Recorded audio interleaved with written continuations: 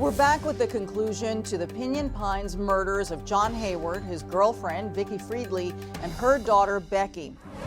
Almost a decade had passed. It seemed the Pinyon Pines murders would never be solved.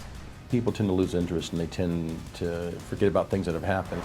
But once private detective Luis Bolaños stepped in, the case took a whole new life. With the help of his investigation and the Hollywood-style tribute video, it seemed then District Attorney Paul Zellerbach was finally ready to move forward. Robert Pape and Cristin Smith were soon under arrest. They were charged with triple homicide, each of them. But that wasn't the end of the story, though. No. Sometimes the simplest conversations end up meaning so much.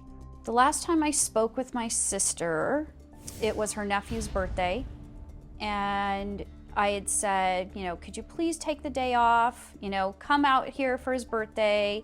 And then she said, it's not like it's gonna be the last one I ever get to come to. And I said, you never know. Just a few weeks later, 18-year-old Becky Friedli was dead, the third, and investigators believe, only intended victim in a brutal triple homicide. Then, 7 years after the horrific murders, Becky's ex-boyfriend Robert Pape and his friend Cristin Smith were under arrest. So when there were finally arrests in this case, did you think, we're now going to get justice? I did. It was one of the happiest days of my life when they were arrested. And then that was followed by? The news that they were going to let them go. That's right. Just 6 months after the arrest, all charges were dropped and the boys were let go. We cried. My mom and I and my sister, we called each other and just cried. Officially, the DA's office claimed there were procedural issues with the grand jury that indicted the two. But Bolaños thinks there may have been more at play. They were in custody for a few months, so now they're getting ready for the preliminary hearing. And there's a ton of motions, and one of the motions filed by one of the attorneys for the suspects subpoenaed the DA himself, Paul Zellerbach. Wait a minute, the DA was called to testify about this case?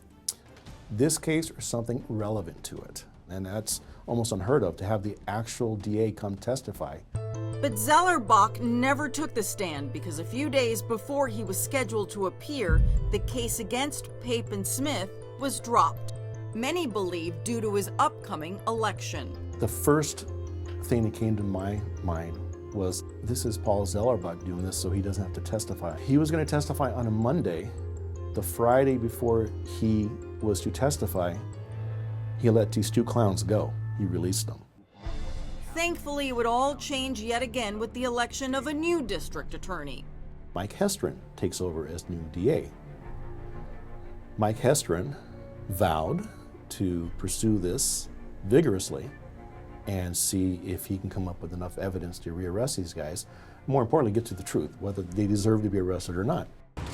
One of the first things the new DA and investigators did was re-examine the original evidence against Pape and Smith using updated technology, including a business card found at the scene of the crime with Cristin Smith's DNA on it. DNA testing had improved so much that it made it 100 million to 1 that the DNA on that card was definitely Cristin Smith's. Then authorities uncover phone call recordings Robert made from jail after his first arrest, where he apparently discussed hiding unregistered guns. Turns out one was the same caliber used to kill Vicki Friedli. Robert Pape was rearrested. Cristin Smith was soon to follow. Then one more incriminating detail comes to light: an informant. Right now, the DA's office has an informant that basically has Cristin confessing. Basically, yes. This informant claims to have had a conversation years ago with Cristin Smith in which Cristin Smith bragged about how things got so out of hand up at the homicide scene that they had to burn the place down to the ground. After the murders, Cristin Smith had almost a decade to become a decorated war hero, receiving 2 Purple Hearts, but he couldn't escape justice forever. 12 years after the brutal murder, Smith was finally found guilty of first-degree murder in the deaths of Vicki Friedli and Jon Hayward.